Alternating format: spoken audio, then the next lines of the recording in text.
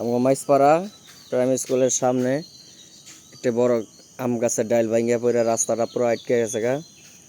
তো এখন 5টা বাজে আসছে এটা সরানোর জন্য, দেখি চেষ্টা করে সরাতে পারি কিনা এটাকে। তো বাড়ির চেয়া কুড়াল আয়না গাছটাকে কাটতেছে কোবায় কোবায়া, সাথে আমার বড় ভাই আছে, সে কাটতেছে। কারণ রাস্তাটা পরিষ্কার করা দরকার, কারণ কিছুক্ষণ পরেই স্কুলে পোলাপান আসবে, যাবে স্কুলে, সেই কারণে রাস্তাটা দ্রুত সাফ সাফাই করা দরকার, গাছটা সরানো দরকার। তো